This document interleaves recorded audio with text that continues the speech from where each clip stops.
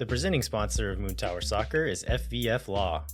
To find out what makes FVF a different kind of injury law firm, you can visit fvf.law. Hello, friends. Thanks for listening to Moon Tower Soccer. This week, we will talk about Austin's 4-1 victory over Minnesota United. We will be joined by Paul Dolan of MLS Season Pass on Apple TV to preview the Vancouver and Sporting Kansas City matches this week. And then we'll cover all of the Austin FC news that has happened, including today's introductory press conference with Rodolfo Borrell. My name's Landon Cottam, and I'm joined, as always, by Mr. Jeremiah Bentley. Hey, everybody. I am Jeremiah Bentley. And Landon, we have talked about your 5th Division co-ed soccer career somewhat. And I think there were rumors that possibly Austin's big I don't want to talk about signing it this week. might be you or someone around you. But yeah, you guys had a game. Was this over the weekend? Yeah, it was on Saturday. Little step up in competition on Saturday. How did that turn out? I got all cocky with our 4-1 win the last game where I scored. In the summer, my league does a little World Cup style tournament where you have group play, like a seeded group play, and then we won our first 2 games in group play and we're already advanced into the knockout round. But our last game was against a Division 1 team, which again, there's 6 divisions and we're in the 5th one. And this was against a Division 1 team. I was like, this is probably going to be bad, but maybe we can keep it from getting embarrassing. But we could not. It was 10-0 by the end of it, maybe 11. I just kind of stopped counting at a certain point, but we got, I felt like the little giants. Like it was a little demoralizing.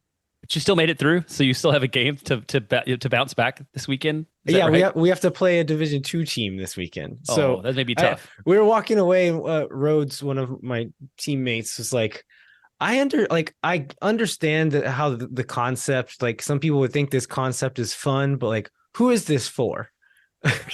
Right. We don't want to play these games. We'd rather just play the people who are close to our level, because like we're not good enough to like actually have aspirations of like having some big upset and making it all the way, like having our Rudy moment where we actually make it to the final. Like that's not going to happen. Let us play other bad people. Well, I had a little flashback to the media game in November because I went to the press conference today and I was walking in. I walk in next to Bob Ballou, who I believe scored twice, maybe 3 times on me in the media game. And so it was really good to see him off the field. I did ask him, I was like, after that game, did you have trouble walking for like 3 days? He's like, yes, absolutely. So he felt the same way I did afterward, but good times today out at Q2. Let's move on to some happier news where you were out at the press conference introducing Rodolfo Borrell to Austin. How was that? Yeah, it was great. It was a fairly well attended press conference. We had probably 30 minutes with Borrell and Anthony Precourt, who did the introductions. I know I posted a lot of the questions on the Moon Tower Soccer Twitter account. And in the setup, there was like a picture of 2 small plants in front of me, and people thought maybe we were all getting gifts, but sadly those were just plants holding seats for Andy Locknane and Eddie Margain. So there were no gifts other than the fact that we got a new sporting director who has a great resume. So I got to watch the live stream of it. What were some of the highlights? What were some of your takeaways from this press conference? Overall, a lot of what I saw today reminded me of like some of the stories you told about him last week. Like he just seems like a really supportive guy. Like he seems to be a big thinker. He seems to really be bought in on being there to sort of help make the first team, the second team, the academies better. Talked a lot about Josh Wolf being the coach and like the man in charge on the first team. But I left that press conference just overall with the impression that it's like that is a guy that I would love to work for, because he seemed like humble and smart, and obviously has a very high soccer IQ. And I think he will be a strong asset. I know when he was originally announced, there was the concern about having somebody to come in from Manchester City, like a club with basically no budget, and come into this league.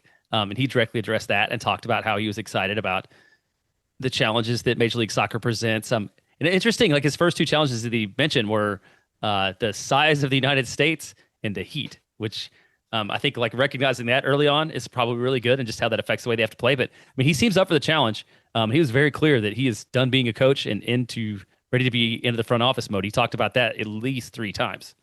Yeah, and it was One thing I tweeted after he was hired is that like two things that he's going to need to be successful in this league are some good MLS experience in his staff, which he has in Sean Rubio and with Josh Wolf as well. And then the other thing is going to be humility. And I think if he was coming in here thinking like, I'm coming from Manchester City, from Barcelona, like I know how to make a good football team. Like I know how to do this. If he's coming in here with that mentality and not thinking about like where he fits into this, how much he doesn't know about MLS, I think that could be dangerous. That is not the sense that I got from him today. He seems like he knows what he's stepping into. He knows that he's a part of a team and is going to have to rely on the rest of that team. And like you said, reiterated over and over, he said this exact sentence, I think 3 or 4 times, that Josh is the leader of this group. And just saying like, Josh is the coach. I'm just a part of this group helping to make it better, but Josh is still going to be the one making these day-to-day decisions. I felt like that was very intentional. Don't you? Yeah, I do too. And I know a lot of I mean, sometimes I forget that there is no nuance on the internet. And then there are days like today that reminds me that there's no such thing as nuance on the internet. I mean, obviously a sporting director is not going to come in and be like, coach is awful, I've got to get rid of him. But I think the number of times that he like repeated that. And then very specifically, he talked about Josh Wolf being the head coach as being one of the things that attracted him to coming to Austin, and a question where he didn't have to talk about that. That really was, of all the answers, that was the one that led me to believe that he's really like a strong believer in Josh Wolf. I mean, he's a smart enough guy. Obviously, he comes in and there's like things awful that are, under the hood that he doesn't know about. Like I think he would probably make changes, but he very specifically went out of his way in a very seemingly meaningful and not like just for the cameras kind of way to show support for Josh Wolf, and like it seemed absolutely genuine. Even if he's not completely sold on Josh Wolf, that is what he absolutely should have said anyway. Like like even if he's coming in here thinking like Josh Wolf is on a short leash, like his seat is hot, I'm going to give him the next 6 months. And if he doesn't show a complete turnaround, then I'm giving him the axe and we're going a different direction. If he's thinking that, fine. Like the press conference is not the place to do that. And so for him to come in and just full-throated support for Josh Wolf is the smartest thing he can do right now, because even like I said, even if he doesn't believe in Josh, the thing for this team and for this organization needs to be like unity and belief for as long as they're going to be working together. And so like you said, you said he seems like a person you would want to work for. I totally buy that. And I think this statement probably sent that message to the whole organization. Like I'm here to be a leader, but also a teammate. And like, we're going to do this together. And I think that's great. And we were texting earlier, just like from a PR standpoint, Austin has never really had someone in leadership that has that kind of like charisma or gravity to them when they speak. And he's able to speak really confidently, really clearly, really intelligently in both English and Spanish. And I think that's going to be an asset to them. Like, regardless of how good or bad he is at his job, having someone on the technical side who can stand in front of a camera and make fans feel good about things is a good thing. Cause I don't think Josh Wolf cares about doing that. And Claudio Reyna was uninformative and boring usually when he was in front of a camera. yeah. Rodo seemed way more natural in front of the camera. You're right. It was good. Like he included answers. I think was it Michelle Sanchez had asked him a question in English and then a question in Spanish, and he was super comfortable doing both, I believe. I think a couple other things that struck me about the situation. One is like it did come up that Josh Wolf is very happy to just be the coach. I think evidenced by the fact that he was at St. David's Performance Center doing the coaching things and not at Q2 doing this press conference. Yeah. I think that really showed. And then, one other, that was a question that Michelle had that I think fans would be interested in was about the summer transfer window. And Precourt answered that question. One thing, made it very clear that this summer transfer window is not Burrell's window, because basically the thing, anything that's going to be done is going to be done, and he's here to build for the winter. But Precourt did directly say there will be incoming players. So I think if anybody's afraid that this one move that we'll talk about here in a minute is it, there still seems to be the plates in the air and plans that some of them at least are going to land. And on that point, one thing interesting that Burrell said was like, Precourt was talking about how long term, like you don't just jump in and start like pulling guys out of a hat to sign. Like there's a lot of pre-work that goes into these things 6 months to a year in advance when you start doing this, laying this groundwork for stuff. And so Burrell was saying like, yeah, the guys that are here have been doing a lot of work, and I'm going to support the decisions that they've made this summer because I believe in these people. And again, even if that's not true, that's what he should be saying in this press conference. And just another like good leadership move from him to say like, I believe in this team. They've been doing the work without me here. And so I'm going to trust in the work that they've done. And then going forward, that will be when I can start to influence this team a bit more. Yeah, one of the things that we talked about this morning that came up was whether he was like outside the circle of sort of the pre-court circle, or whether it was sort of a familiar commodity. And that question came up too. And he talked about, I think it was 3.5 years ago that he and pre-court met. What did you think? What did you think that meant? Well, what did I think that meant? I don't know. Because he said that they connected when Anthony went to Manchester. I just like knowing that he hasn't been around for 20 years in the Columbus U.S. national team circle was the encouraging part to me. What did you take out of that? I took that to mean that pre-court called him on day one. Oh, I hadn't even thought about that timing, but yes, that would make sense. And they said, okay, here's our list of guys we're going to go after, because Burrell had been linked with coaching jobs and sporting director jobs in MLS before and was reportedly offered the Philadelphia Union job in like 2015, 2016, something like that. And so MLS people know about him and there have been connections there. And so my theory before, when they're saying like, oh, he said, I've known Josh, I've known Anthony for a while now. I think in 2019 or whatever it was, when Josh Wolf gets hired, that you think he might have been the first choice. They're talking to him. They're meeting with Burrell saying like, hey, we want you to come here to Austin. And Burrell said that like timing has always been an effort. And he said, very true. He said, these jobs always come mid-season for me in England. And he said jobs plural. So like he's been offered many at this point, but he was like, I'm in the middle of a successful season at Manchester City. I don't want to leave right now.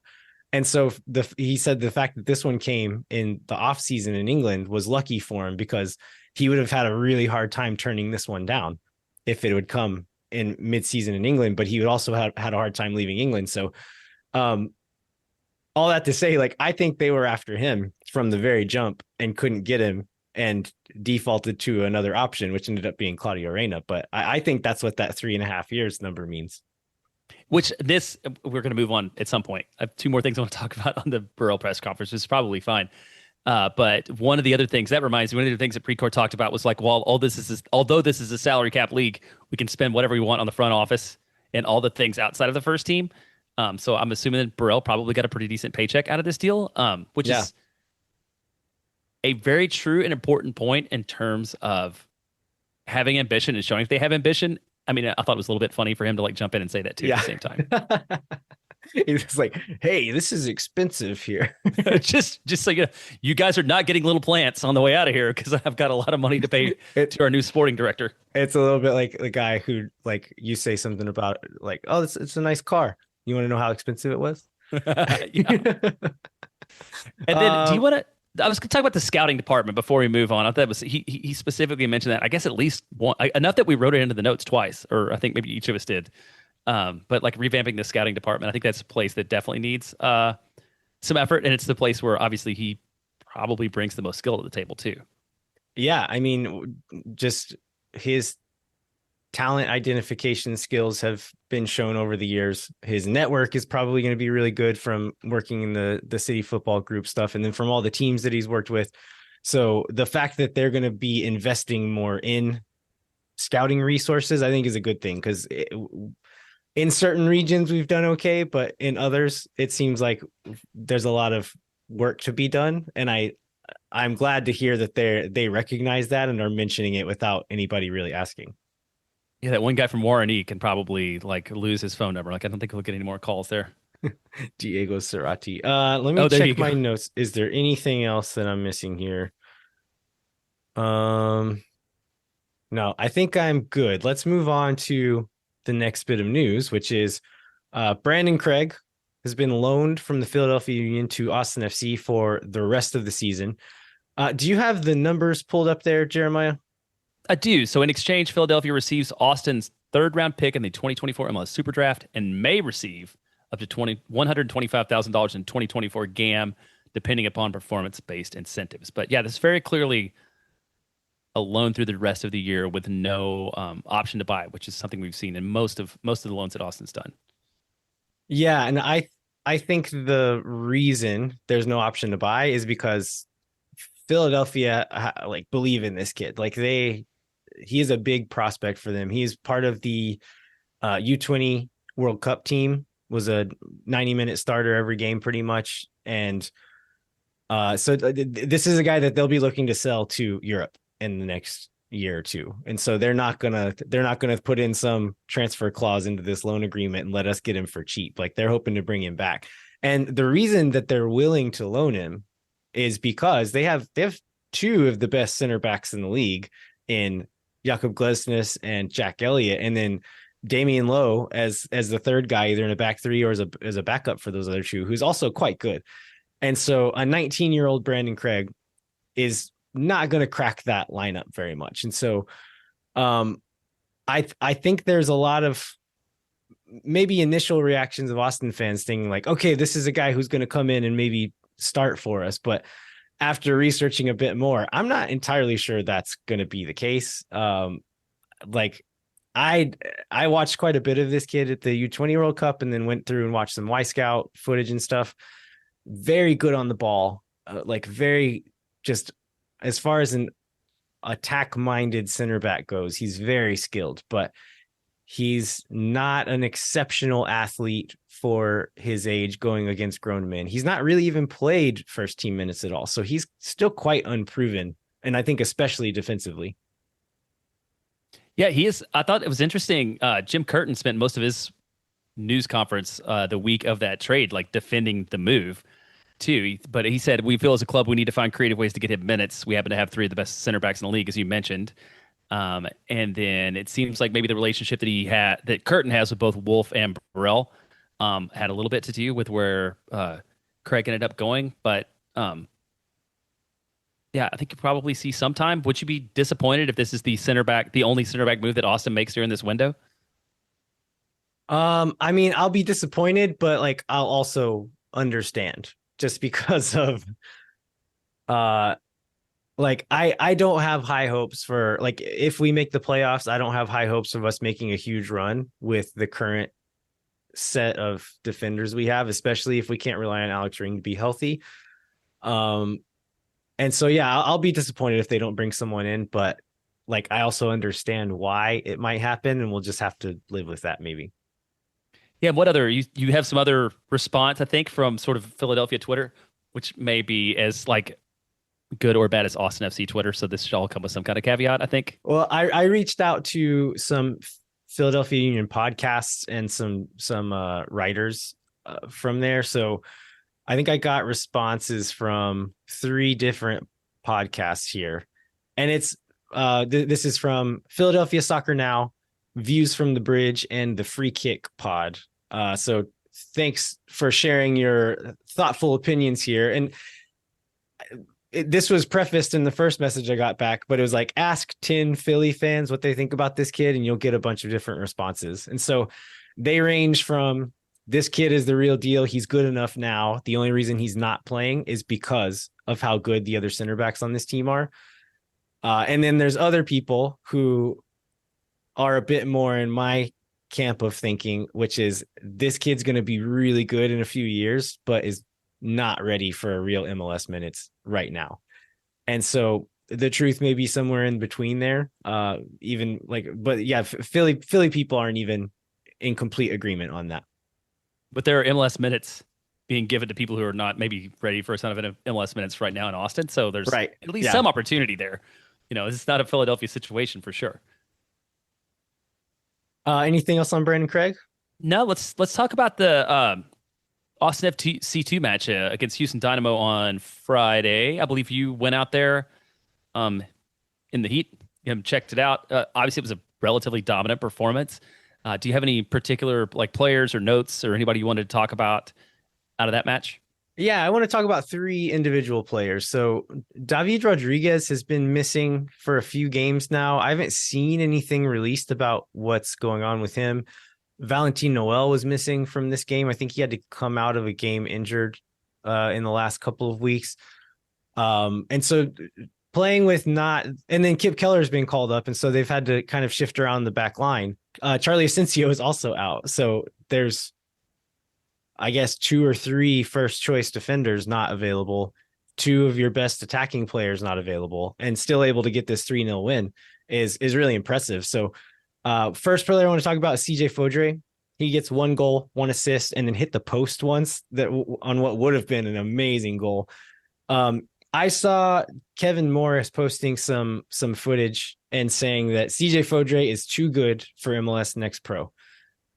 I did not think that was true early on. He was injured at the beginning, kind of was getting like limited minutes, working his way back in.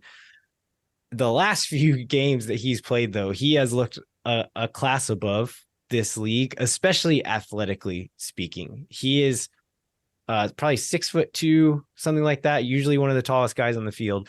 Very fast, pretty strong for his kind of lanky as he is, and he's able just to like push balls past fullback sometimes and just run past them.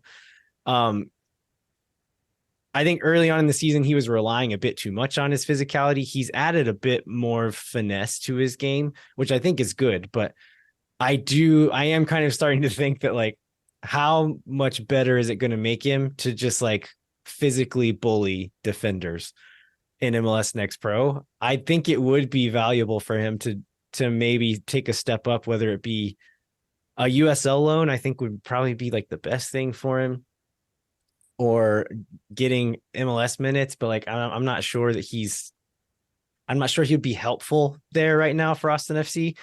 And so I kind of would like to see him maybe take another step up in the near future, just so he can kind of keep developing against people who are as fast and as strong as him. But I'm not really sure what that's going to look like.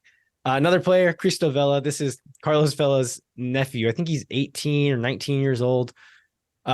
Was not super impressive earlier on in the season. Gets a chance to start in as one of the dual tins in that 4-3-3 this week. Had a pretty good game, but then ends up scoring a banger of a free kick and then almost scoring another one, and had some other really good plays throughout the game as well. And so he had a really good game. The other one I want to mention is Irvin Torres.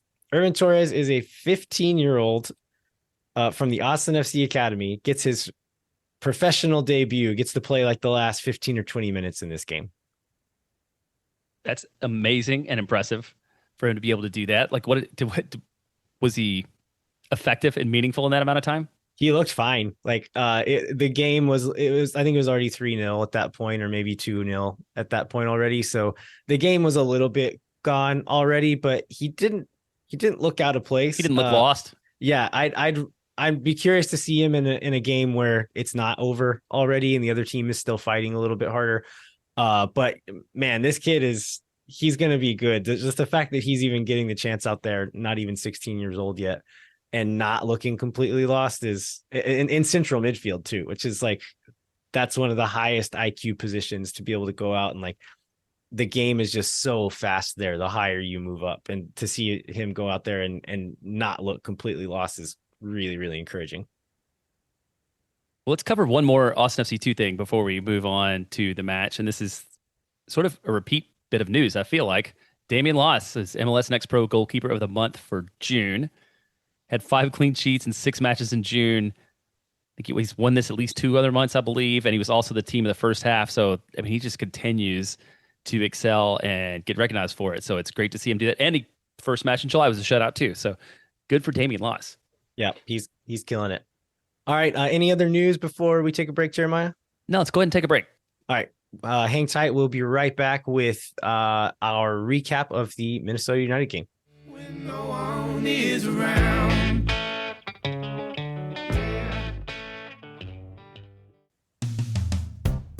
Moon Tower Soccer is brought to you by our friends at FVF Law, the official injury lawyers of Austin FC. FVF is a different kind of personal injury law firm dedicated to community, transparency, and client education. And the guys have their own podcast too. So if you're into legal podcasts, you can check out FVF Law's Summary Judgment podcast, which I intended to listen to before this show, but have not yet done. You can go to fvf.law to find out what makes FVF a different kind of injury law firm and why understanding your legal options can dramatically change the outcome of a case. Once again, that's fvf.law. Amplify Credit Union is a member-owned financial cooperative that served the needs of Central Texans for over 5 decades. Amplify's team lives and works in the community, making them the experts on how members can achieve their financial goals. What makes Amplify different? No bank fees. Amplify is the first financial institution in Texas to put an end to bank fees. In 2022, Americans paid almost $8 billion in overdraft fees alone. Millennials pay an average of $336 a year in bank fees, which works out to 6 Austin FC game tickets per person per year. You'll pay none of those fees with Amplify Credit Union. Amplify membership is open to any Texas resident. Learn to trust your bank again at Amplify Credit Union. To learn more, go to www.goamplify.com/moontower. All right, we are back. We're going to talk about the 4-1 victory in Minnesota. Jeremiah, in the first, I don't know, let's say 20 minutes of this game, if someone would have said this game's going to end 4-1, which team would you have said was going to have 4? Oh, I would.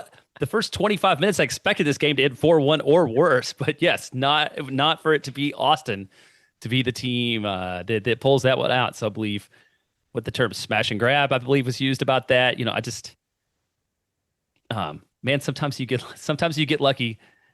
One has to believe the adage that goals change games, because that was, man, Austin was on the ropes and looking super shaky for a long time. Then once that Diego goal comes in at 35, like, it just changed the tenor of the thing a little bit, although I don't know. I mean, I wasn't, maybe when I got to 2-0, I felt like Austin might win, but even 1-0, I felt like Minnesota had more goals behind them just from the number of opportunities they were creating that luckily they never converted. Yeah, let's go ahead and go through the goals real quick, and we can go back and talk about some of the other themes of the game. But as you mentioned, that first one comes in the 35th minute, completely against the run of play. Minnesota has 2 or 3 big chances that guys either fluff and just miss the goal, or Stuver comes up big, or I think there was one that was like a miss and got called offside or something like that. So for various reasons, both Stuver and non-Stuver related, Austin makes it to this 35th minute, still 0-0, and then they steal one. So the goal is well worked, but it was completely against the run of play. So there's some interplay on the left-hand side. Fagundez finds Dani Pereira to the inside, kind of approaching the top of the box. As Fagundez passes it, he continues his run behind the line. Will Trapp is the nearest player to him, and as Fagundez runs past him, he does I'll call it like a very Johan Romagna move, where like, I can't see this guy anymore, therefore he doesn't exist. And so Fagundez runs behind him, and Trapp just stops and just hangs out at the top of the box, and nobody follows him. Pereira realizes this, just taps a little through ball straight ahead of him behind the back line. Fagundez runs onto it and is able to kind of curl it past the keeper with a really good finish. But there's also some like really simple but smart movements from Driussi and Zardes on the backside there to kind of open up some space for Fagundez to run into. But yeah, I mean, against the run of play, but in the end, a well-worked goal and a well-finished goal by Fagundez there. Yeah, it was really well played. I think it was one of those situations where you just see that Dani does stuff that nobody else does in terms of advancing the ball, especially with his feet, right? And it's going to be a thing that contributes really well to Austin's performance against Minnesota, and it's going to be a thing that's very hard to replace when he's inevitably sold on to Europe. And I think a criticism that I and others have had of Dani Pereira is his ability to see things and create things in that final third. I can think of times over the last 2 years where he gets into those positions and kind of panics and doesn't know what to do, or doesn't have the vision to see something happening. And I think a few occasions this season, and especially in this game, where he doesn't do that. Like he finds the right thing, plays a nice ball, has put in some really nice crosses lately as well. So it's little building blocks that he's adding to his game, that he's slowly but surely coming a more and more complete player. Yep. Well, let's talk about the second goal, because we want to get to, was it a penalty or not? But let's maybe set it up before we get there. Yeah, so this is the penalty comes in the 45th, so probably a few minutes with the VAR review and everything before then. Some really good kind of hold up play by Zardes in the build up, dropping back and kind of connecting with guys to keep the ball progressing. It finds Fagundez on the left, kind of with the defense on its heels. And then John Gallagher is rushing the back line, makes an underlapping run. Fagundez plays a through ball into the box. And as Gallagher approaches the ball, DeBossi, one of their center backs, slides in and takes him out. The immediate call in the field was a penalty. After this replay, I mean, what do you think, Jeremiah? Like after watching a replay a bunch of times, seeing what happened, do you think this is the right call?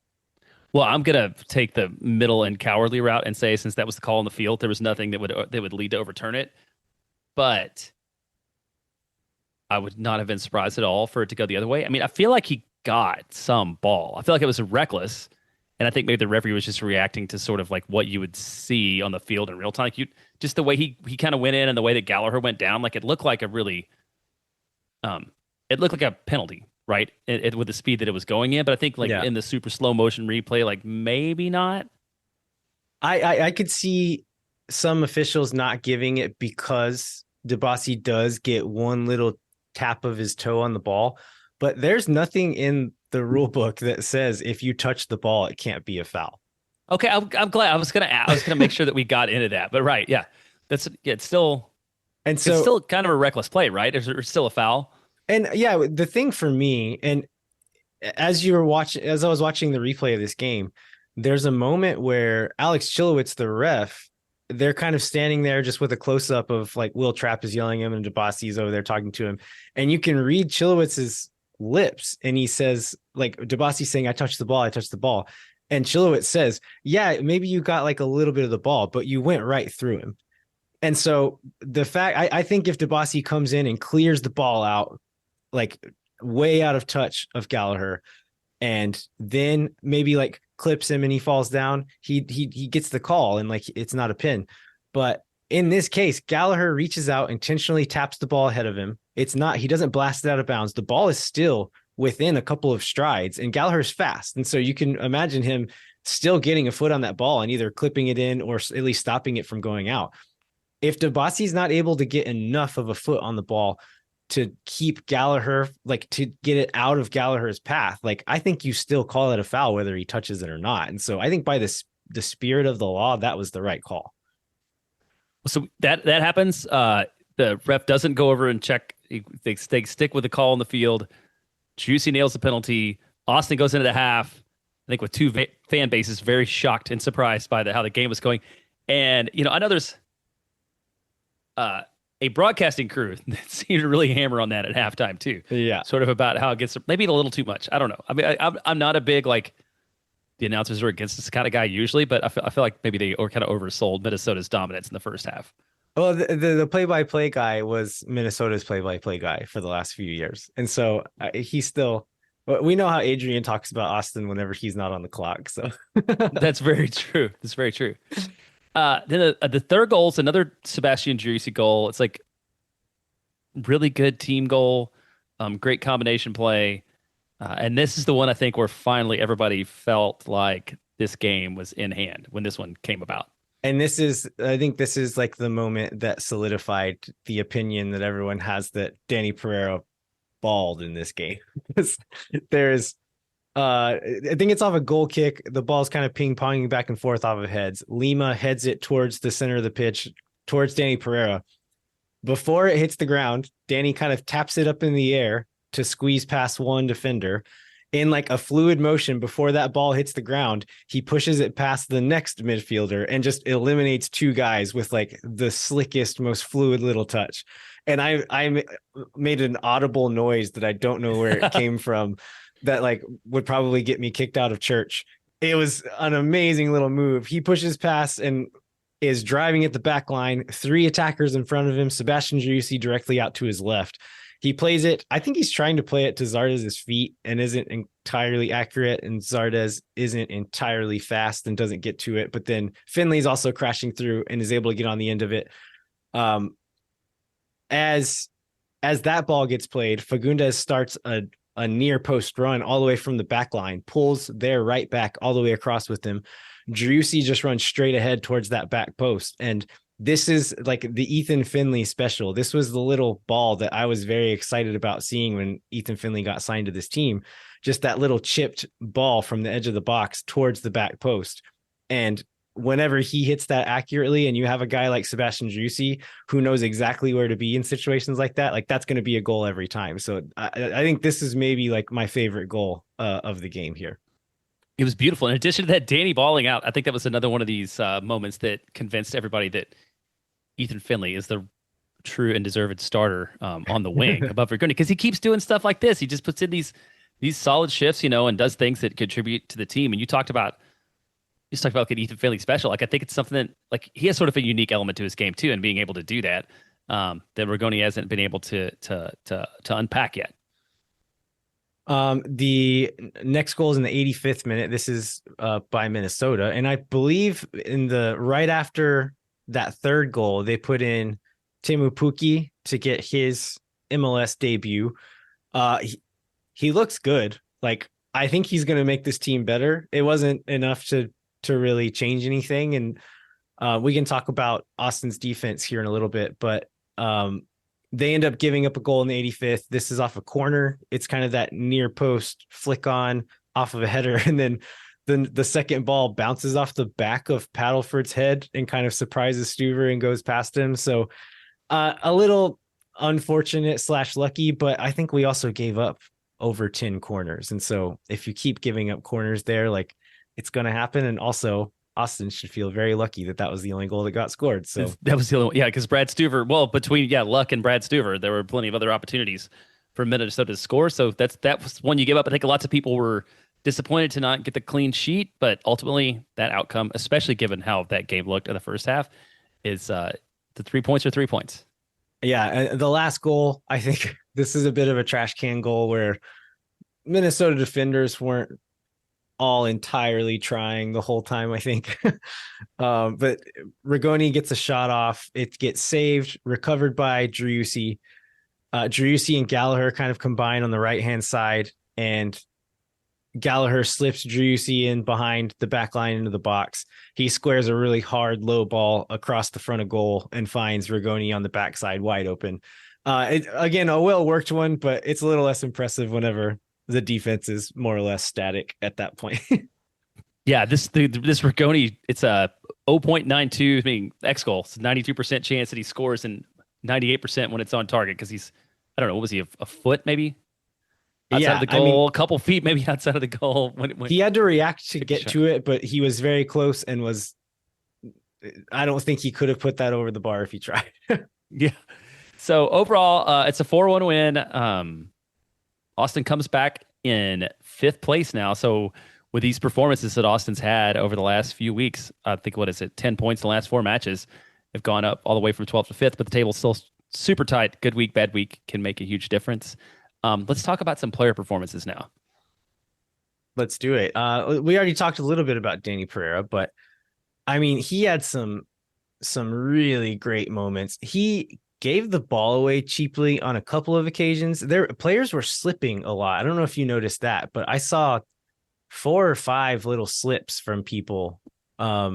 Maybe the grass a little taller or wetter than they were expecting, and I don't know what the deal was, but that seemed to play a little bit of it. But then Danny will give balls away occasionally, but that's going to happen for someone who's on the ball as much as he is as well. I'm also going to say this is probably unpopular. Danny was really good and really important offensively in this game, but Minnesota played through the middle of our defense over and over and over. And there's a few moments where on the rewatch, I was kind of checking like, okay, Minnesota beat us. Let's rewind 10 seconds. How did that happen? And not every time. It's not just him, but several times. Dani Pereira had just made a big run forward and is recovering and is maybe not entirely focused, maybe a little bit tired. Maybe his legs are feeling a little heavy and he's too reactive to what is going on around him. And so Emmanuel Reynoso is the nearest guy to him. And Danny's just kind of like standing 5 or 6 feet away or 10 feet away, just kind of like marking him and not really worried about him receiving the ball. It's like, okay, like this is one of the best players in the league. You need to be a bit more proactive here. And I know you're tired. I know you just made a big run, but like this is what is required of you here. And I think his in certain moments, I've talked about how he's gotten a lot better defensively and just playing more aggressive, playing smarter. But I think this is kind of that next step, is being able to stay 100% focused through 90 minutes to be able to like be more proactive in some of these moments, because we are very vulnerable through our midfield, and we're going to keep giving up chances like we did in this game if that doesn't change. Yeah. And I think Owen Wolf had a super quiet game too. Like, I really noticed that he was out of the field too. Speaking of just the midfield defensively not having their best performance overall. And Danny also picked up his 5th yellow, correct? So he is out. That's right. Against Vancouver. And so, okay, I know there's a conspiracy. I don't know if it's a conspiracy theory. This is theory that Danny would have. Ultimately, it's better that Danny goes ahead and picks up the 5th yellow, because maybe he could or couldn't go to Vancouver anyhow. And now he's reset on his behavior. My problem with that is he picks up his 5th yellow right before he's going to be subbed out. It's like he was coming off. Josh was bringing him. Feels like Wolf was bringing him out of the game, and like if you're just telling him to like take a yellow, reset it, like why make the sub then? So let's preface this. We don't actually know if Danny can't go to Canada, because Correct. he did go once last year, right? Right. And so like maybe this whole thing is bogus. If there is a case, like if it is the case that he's not allowed to go to Canada, like, because he's about to get called off. The yellow card is on a goal kick. He just runs up and shoves a guy in the back. Like really nothing's going on. And then he walks off the field and is laughing. And then it seems like Josh Wolf has a little smirk on his face too. So they were laughing at something. And so there's a lot of pieces that, like, if it is the case that he's not allowed to go to Canada, I very much think that was intentional. But if that wasn't the case, then maybe they were laughing at something else. I don't know. I love the theory behind it. And I guess Kip Keller, you talked about this a little bit about this in the preview. There are nothing but highs and lows, I feel like, with Kip. Like he's just the way he moves his body never looks very secure, but he made some really good plays later in the match. You talked about when Pookie came on. I feel like he did pretty well, in the moments where he played against him. So I don't know. Did you leave feeling better or worse about Kip Keller's sort of position and the amount of minutes he's likely to get going forward after the Minnesota performance? I think I feel better. I still don't feel great, but I do feel better. Just his athleticism, his ability to just match people for speed and strength on that back line is an asset. It really is. And so there's a moment where Pookie pulls him out wide and he's able to kind of contain and then tackle the ball out of bounds 1v1 with him, that's got to be a good confidence boost for him. But then another one where he steps up to win a ball and lifts his leg up to clear it and just whiffs it and puts in Langwane 1v1 with Stuver in the box. And so still looks pretty nervous on the ball sometimes, not really able to find any good balls forward whenever he does find himself in space. And so that part is still concerning, but it seems like he's playing within his limits a bit more. And when he finds himself in that situation and he's like, I'm going to get scared here in a second, he'll just turn and launch it back to Stuver, which isn't ideal, but it's better than certain alternatives. And so if he knows, like, I'm not going to do well right now, let's get it to somebody else as fast as possible. And so that's positive, I guess. Yeah, I think that's his biggest challenge. It's like there was early, especially in that first 30 minutes when things were so bad, it felt like going forward, Austin was playing 10 versus 11, because like everybody in Minnesota knew he was not a threat to progress the ball forward. So they just kind of sat back and pressured him to going backwards, going sideways. Driussi, 2 goals. MLS team of the match week again. Now leading Austin in goals with 6, so I feel like he's getting a little bit on the right track and a little bit more toward what we've seen out of him in the past, which means nothing but goodness for Austin. One more thing we have to talk about before this game is over, which is the weirdest thing that happened in this game. Okay, I was going to say, are we going to talk about there's two people who didn't play that I want to talk about, but I want to see if you wanted to get through any of the people who did play before that. Oh wait, who's the second one? I don't know who the second one you're talking about is now. Well, Ring is the second one, but let's go with the first one. Ring. Okay, yeah, Ring was out with injury still. So that'll be something to look at in these next couple of games. The options are Cascante, Keller, and Brandon Craig. I'm guessing they roll with Kip Keller until Ring is back, but that'll be interesting to see. The other one, the lineup gets released on social media. They usually like will have like a list of players and then like a player's photo or something involved in the lineup graphic. In the starting 11 is Rodney Redes, and the player in the lineup graphic is Rodney Redes. People start quote tweeting it, sharing it around, and then after a couple of minutes, that Austin FC tweet gets deleted and is gone. We don't get another lineup graphic for, I don't know, 30 like minutes. half an hour at least. Yeah. Whenever it comes back out, Rodney Redes is no longer in the lineup. It is now John Gallagher's photo in the graphic, and Ethan Finley is in the starting lineup. Rodney Redes not even in the match day 20, not on the lineup card at all. And so my thinking was, I think usually when you see a change like that, it's because the player goes out for warmups, they get a little injury, they're not feeling right, they tell the coach like, "Hey, we got to scratch you. We're going to put someone else in." And so I'm thinking that's what happened. I see some theories on social media and stuff saying like, "Oh, they transferred Redes, like they transferred him and that's why they pulled him out." And I'm thinking like they transferred him in between posting that lineup and like the end of warmups. That half hour. Yeah. Like that seems very unlikely to me. But in the post-game press conference, I think Phil West or someone asks about like what went on there. And Josh Wolf gives a weird answer to it. He says like it was like an admin error. Yeah, there we go. I was fixed. I was digging for it. I was in the story. Yeah, it said miscommunication between myself and our admin that puts that in. Ethan was always starting. That was just put out wrong. We had to quickly change that and get corrected. So I could see that being true at some point, but from like social media sleuthing, Marcelo Chason finds a photo online of Rodney Redes wearing a uniform and wearing warmups before the game.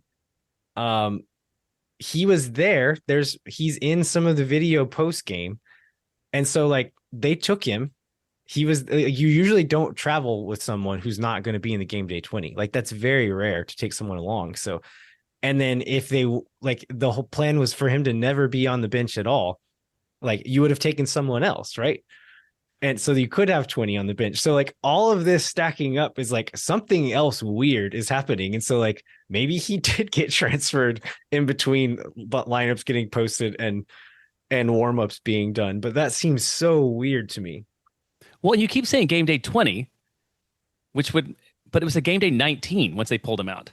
Right. That's what I'm saying. Like, yeah. So yeah, I don't buy Josh Wolf's story here is what I'm saying. Yeah, so if he was hurt, if he was like injured in training, or if there's a disciplinary issue, which is other theory I found, then you just like park him on the end of the bench, right? And you still have a game day 20, right? You post the graphic, you post the new graphic with his name on the bench. But the fact that like he was there but wasn't even listed on the roster at all, it's just the weirdest part of all that. And he wasn't in the game day.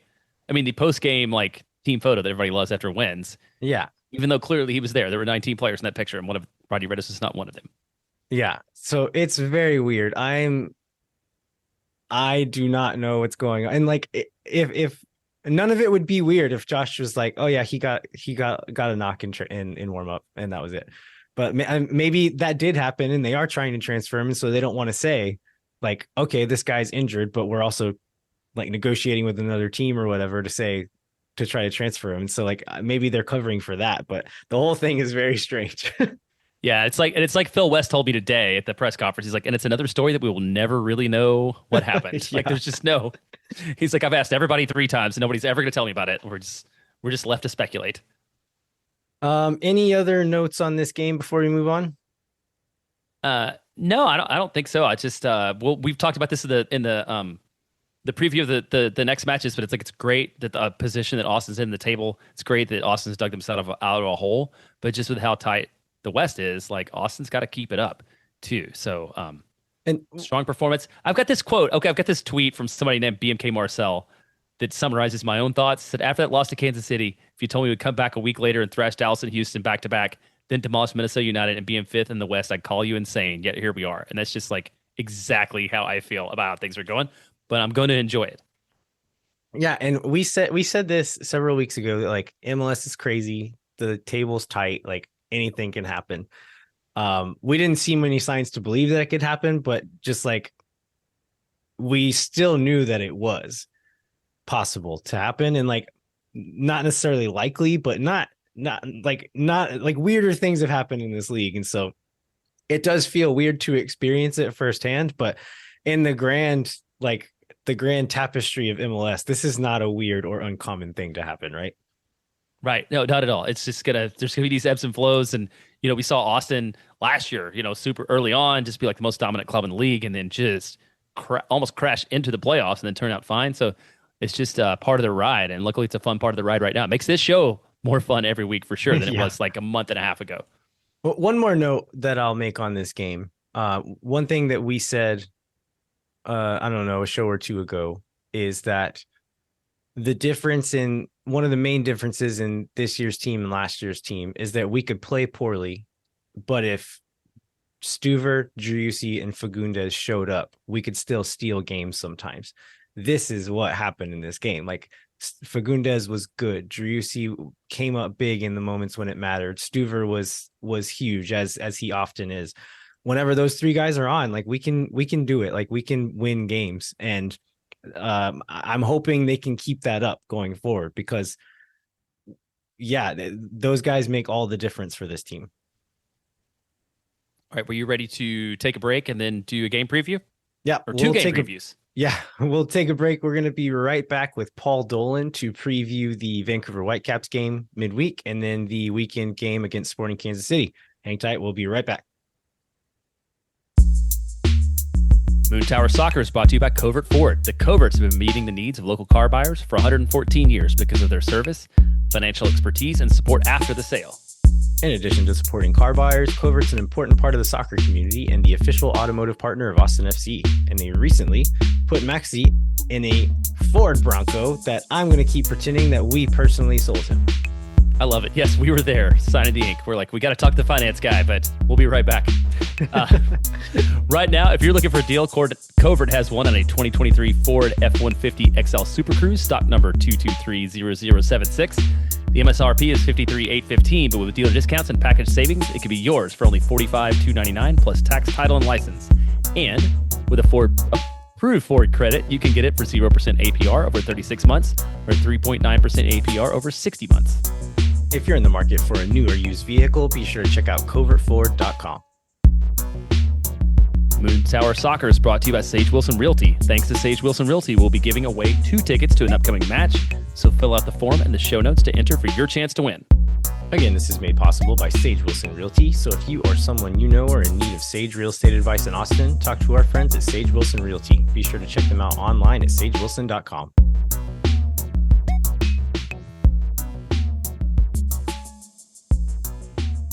All right, we are happy to be joined today by Paul Dolan, who is a former Vancouver Whitecaps and Canadian national team goalkeeper, and a member of the Canadian Soccer Hall of Fame. Also, the youngest goalkeeper to play in a World Cup game, which was Mexico '86. And I learned just before we started recording that during one of those games, you had a chicken thrown at you on the pitch. That's right.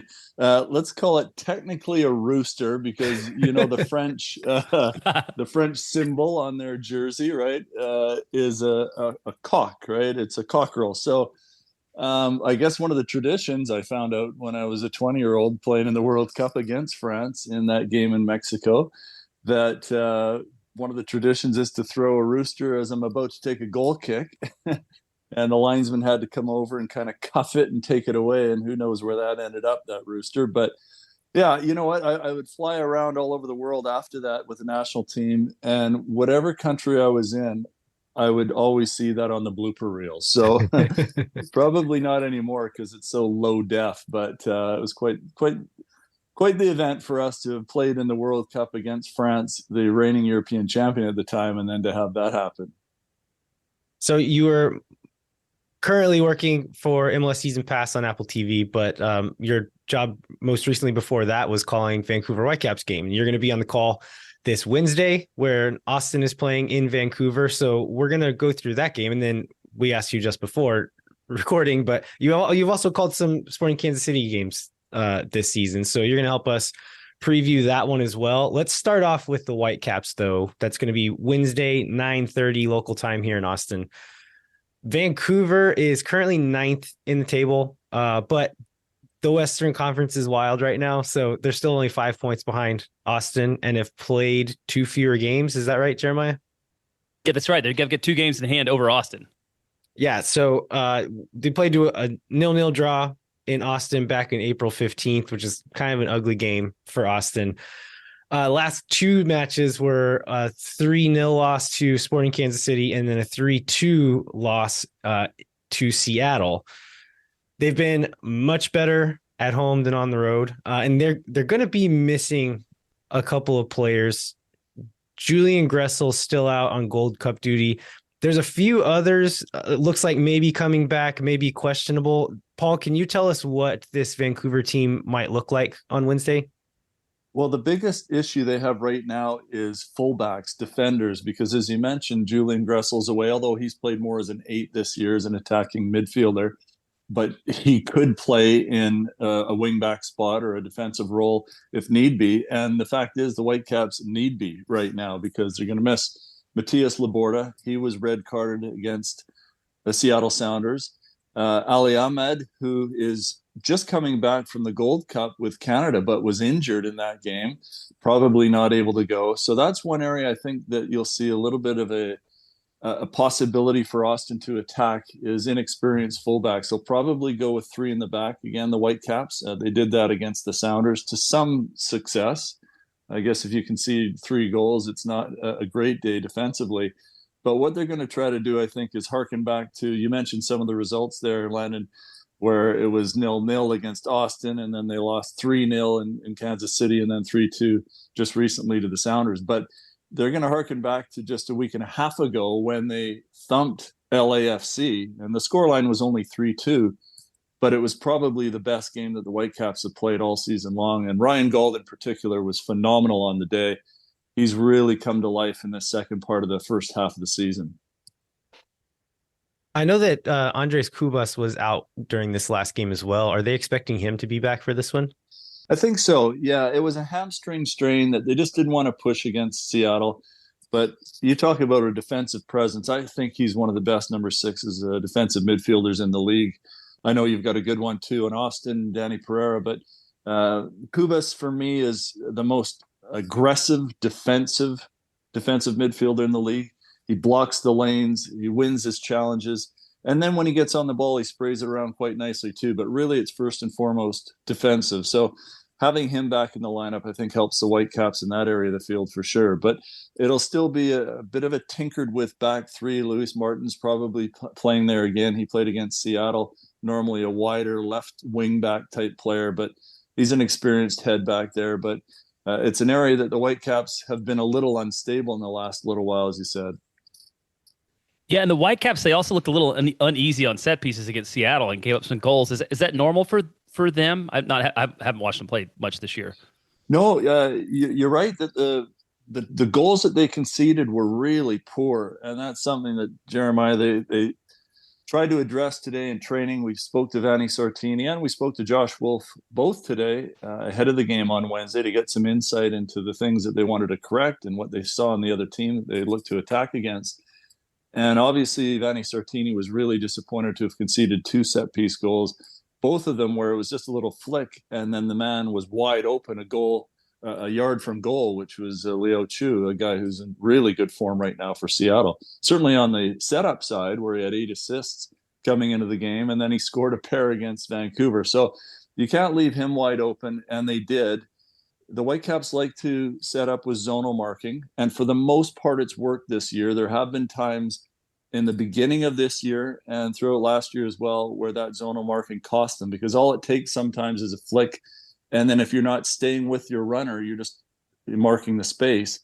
That's when a Chu can nick in there and score the goals as he did. So I think they're going to address that with one more man at the top of the box to prevent the runner from coming in the first place. And that is a pattern that Austin FC will try to exploit pretty often as well, where they'll either put big guys at the near post or at the far post, and either go for that near post like flick on to try to catch someone crashing the back post, or play it all the way across to Julio Cascante and have him head it back across the box there. So yeah, I think Austin will be looking to do the exact same that Seattle did against him the other day. Well, especially Cascante. Didn't he have 6 goal contributions in 5 games at one point? And he is a beast back there. Like, what a target to pick out. I know for Vancouver, like they like to pick out Javane Brown. And just going back to where Vancouver doesn't have that fullback strength, Javane Brown's still at the Gold Cup, right, with Jamaica. So he's in the semifinal now against Guatemala. So that's one of the areas I think that Austin can certainly look to take advantage of some Whitecap frailties, if you want to call it that, and then maybe don't need to be quite as concerned on the other end where big Javane Brown was often a target at the back post. Although Ranko Veselinovic scored a beautiful goal against LAFC second minute of the game down in LA on a Ryan Gauld corner kick, and then he also scored in the last game against Seattle from a Ryan Gauld free kick. So that's one area they might want to be concerned with to make sure that he doesn't get open and head those balls in again. Yeah, you mentioned his, I was gonna say you mentioned his name a couple times. I just feel like when Ryan Gauld's around, Vancouver's never going to be out of it. Like that guy, he's a nemesis. Yeah, and so many people around the league are starting to realize that too, because Danny Sartini likes to call him the working man's DP because he does it on both sides of the ball. And he truly is an inspiration defensively. You know, oftentimes your DPs, they're not going to get their hands dirty or their feet dirty for that matter. You know, they're waiting around the edge of the box, or they're waiting for their opportunity to shine when they get on the ball. But Ryan Gauld will track down players. He'll back pressure. He'll win challenges. He'll intercept balls, win his duels. And then when he's on the attack, and usually it's in a quick counter where he's so dangerous, he'll find teammates, look to get involved himself, make runs into the box. And he had a slow start to the year. No goal contributions until the Houston game just recently.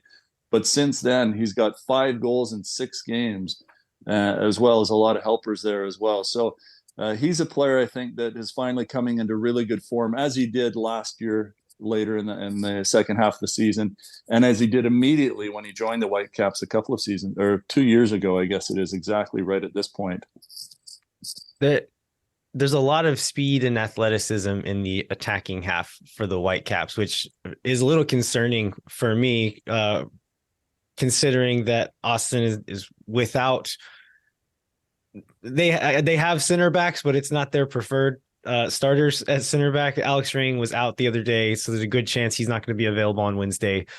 The options are Julio Cascante's going to be the starter, but then the other options are either Kip Keller, who is a good athlete, I think probably a good match athletically for a lot of these Vancouver players, but is also really shaky sometimes and makes me very nervous when he's on the ball. The other option is 19-year-old Brandon Craig, a loanee from Philadelphia, who's very good on the ball, but not proven at the first team level. So I'm a little bit nervous to see what Ryan Gauld and company do against the center of our defense there.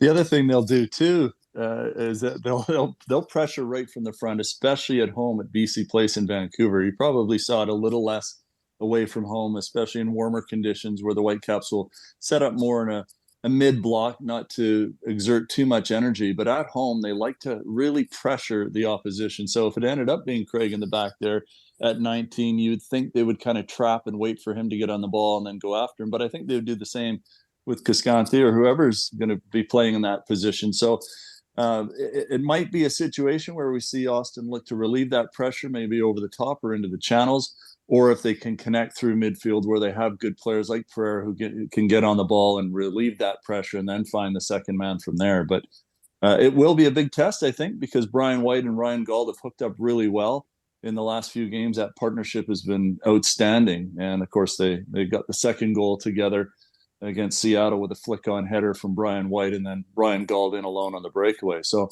that'll be an interesting matchup. I think that part of the park to watch on Wednesday night for sure. Yeah, so like we said before, that game's going to be Wednesday night, 9:30 Central Time here in Austin. Paul is going to be on the call with Blake Price. Let's move on and talk a little bit about Sporting Kansas City. So that one's Saturday, 7:30 here in Austin at Q2 Stadium. Kansas City is 10th in the table, but again, only 5 points behind Austin because the West is wild. They're playing RSL at home Wednesday, so they also have midweek. They started off really rough. They got some players back. Pulido's been back and is scoring like crazy. They have a few players missing. Melia is out. A couple of others might be out, but they should be expecting to have like their attacking half is pretty much exactly what they would want with Shallowy, Pulido, Russell, Gadi Kinda, Eric Tommy, all available for this game. And great players, all 5 of those that you just listed there, and the chemistry that they're starting to build within each other. Because, as you know, I think that for 600 days they never had the 3 DPs playing together: Russell, Pulido, and Gadi Kinda. And by the way, Gadi Kinda, for me, maybe the most underrated player in the league, out for virtually all of last season with that injury. So he's come back. He's come back slowly, though, not as quickly as Pulido's come back. Pulido's come back and gotten himself up to speed right away. But Gadi Kinda had a little bit longer recovery time. Then his wife had a baby as well, which meant that he wasn't training as much. They had a bunch of games. They weren't able to get him up to full speed in terms of 90-minute matches. But I think he's there now. And a terrific creator. Whenever he gets on the ball, he causes all sorts of havoc. And Eric Tommy's been excellent too. He tried to do a little bit too much at the beginning of the season. I think you mentioned there, Landon, they went 10 without a win to start the year. And then they just went on fire. They were the best team in June, starting with a game away at Seattle. And then they were rolling. But they hit a bit of a roadblock again recently at home, where they lost back-to-back matches, including one to Chicago that we called on that game. But now, having beaten the Whitecaps and with an opportunity now to come back home again against Austin, I think it is a dangerous team, particularly in that front 5, if you want to call it that. So Landon will remember this. Like, Austin's worst game of the year was playing in Kansas City, Kansas. Well, I think it was a low point right on June 10th. It was a 4-1 defeat. I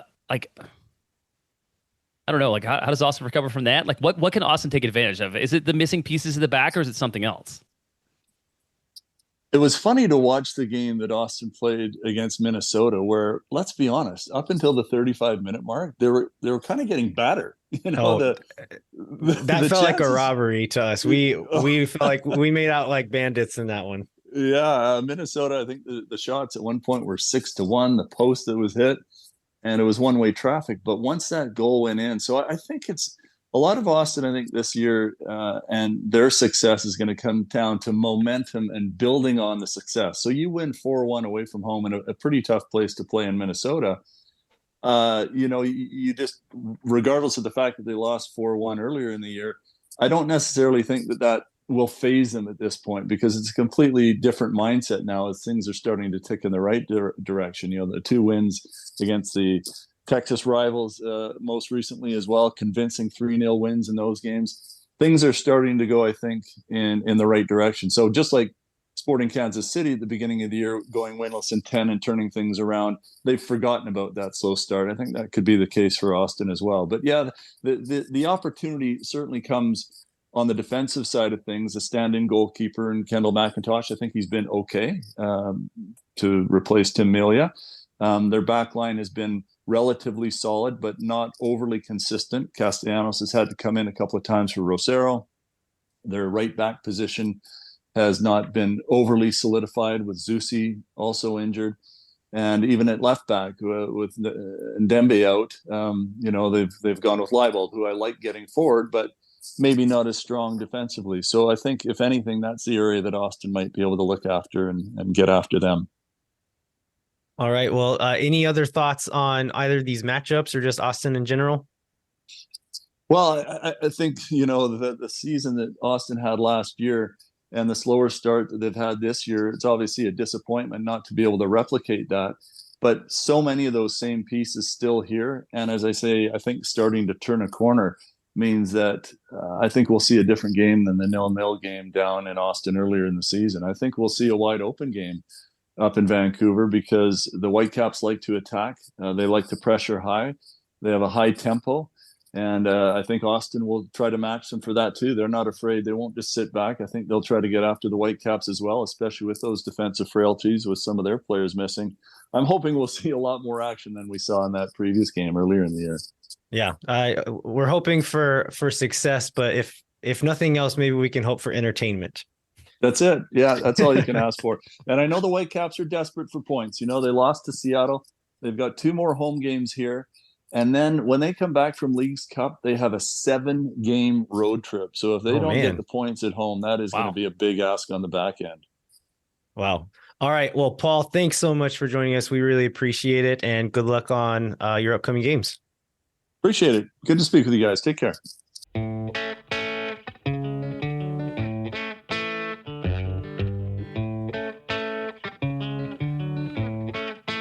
All right. We want to thank Paul Dolan one more time for joining us for those previews.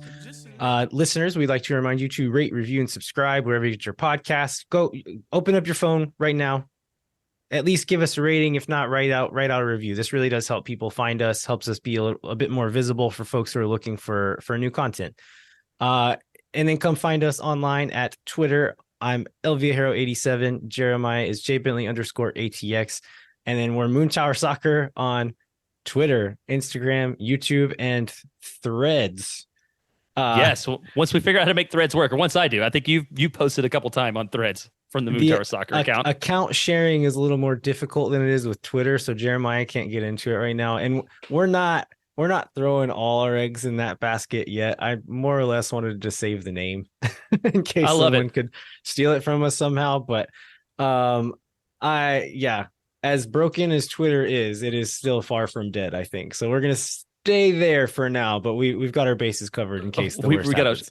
Yeah, I was asking about what I should do for the press conference. Somebody's like, well, you should tweet and thread and like shoot some video for you. I was like, how many hands do you think I have? Like, I can only do one of these things at a time. So I tweeted from that press conference. But yeah, maybe we'll be doing threads in the future. All right. And we'd also encourage you to visit the Striker website where you can get a 30% discount with the code Moontower23 with a capital M. Jeremiah, what should folks know about the Striker? So there are 2 articles that I would advise people to check out this week. One, so Phil West article that we talked about, the 3 questions we still have after Austin FC's outstanding road win against Minnesota, which sort of has his analysis into the Roddy Redis question. He also wrote a good piece on the Meet the New Boss. So if you want to read some analysis of the Burrell press conference today, there is some there. So that's a good piece to read too. And then we should maybe mention a little bit about the kind of like leadership change at the Striker. Oh, that's as well. right. That is right. So yes, our friend of the show, Andrew Urban, is now the president of the Striker, I think, or something like that. Anyhow, there's a change. People we know have known for a long time, now have a lot to do with it. Phil is still super involved in the Striker, and I'm sort of excited to see about what the future holds for the site and the coverage it provides. And as far as what it means for our show, our relationship has always been friendly but loose with the Striker, and so any changes happening there won't affect anything happening on our end. We're going to continue to support each other in ways that we can, which we're very much looking forward to, because again, we know the people who are taking over and believe in what they're trying to do with it. In short, it just means that the Striker continues to exist, which is good news. So yeah, so if you don't subscribe to the Striker for some reason, Moontower23 will get you a 30% discount to the Striker. You should go over there. You should check it out. Support independent media. There's not enough of it around. Like we just mentioned on these 2 articles, like Phil's everywhere that Austin FC is and provides coverage that nobody else does. So give them a little support too. Thanks so much for listening. We will be back next week to review the to review the Vancouver and Sporting Kansas City matches, and then preview what's happening after that.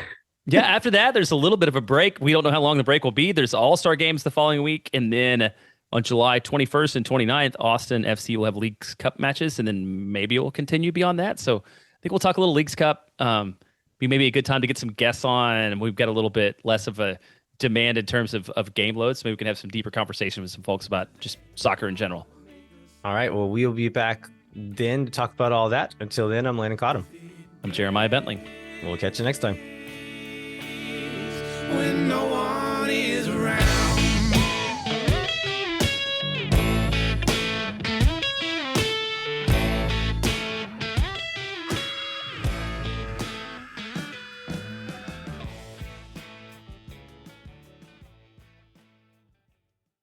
Think for nothing, you never. La gente. Oh my God.